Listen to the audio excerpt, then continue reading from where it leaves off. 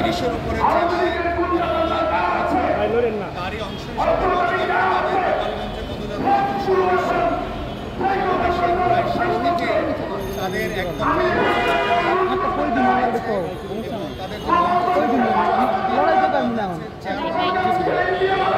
নেতাকর্মী ছিল তাদের উপরে হামলা করা হয়েছে। এটা খুবই দুঃখজনক এবং ন্যাক্কারজনক।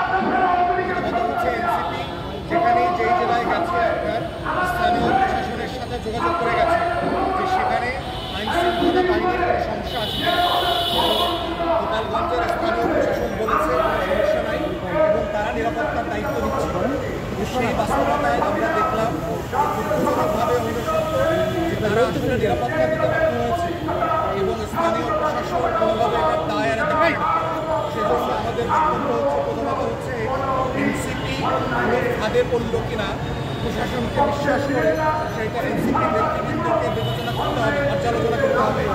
দ্বিতীয়ত হচ্ছে এটার সাথে যারা যারা জড়িত ডিসি, এসপি, টিএনও, ওসি, গোয়েন্দা সংস্থার বিভিন্ন বাহিনীগুলোকে ইমিডিয়েটলি ডিসমিস করে তাদেরকে বিচারের আওতায় আনা জরুরি।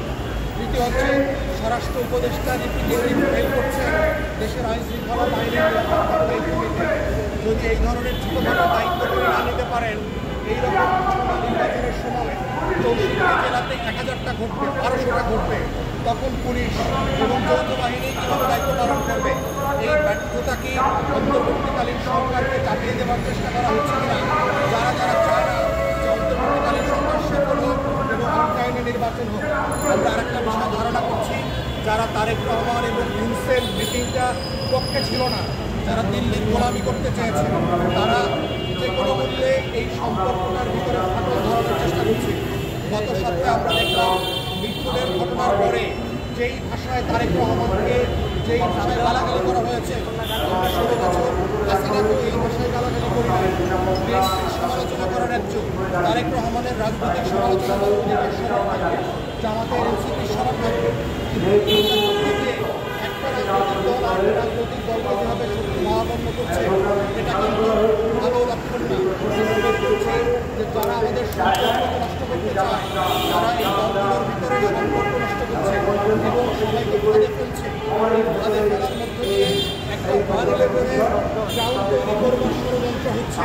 অতএব সকল বড় রাজনৈতিক দলকে বলছি, বিএনপি, জামাত এবং এনসিপিকে দয়া করে ডিএসকেলেট করেন, সম্পর্ককে আর বেশি টেন্স করেন না, একজনের বিরুদ্ধে আরেকজন স্লোগান দিয়েন না, রাজনৈতিক সমালোচনা করেন, কিন্তু বাপ্পা তুলে যে ধরনের স্ল্যাং ভাষায় গালাগালি করছে, এটা কোনো দায়িত্বশীল রাজনীতি হতে পারে না। 24-এর পরে আমরা যখন বলছি নতুন রাজনৈতিক বন্দোবস্তের কথা, সেই নতুন রাজনৈতিক বন্দোবস্তের ভিতরে এই ভাষা করে না। অতএব আমরা সবাইকে বলছি, নিজেদের ভিতর টেনশন কমায় ফেলেন, দিল্লি এবং আওয়ামী লীগের পতিত সরকারের ফাঁদে পড়বেন না, তাতে বাংলাদেশ ক্ষতিগ্রস্ত হবে।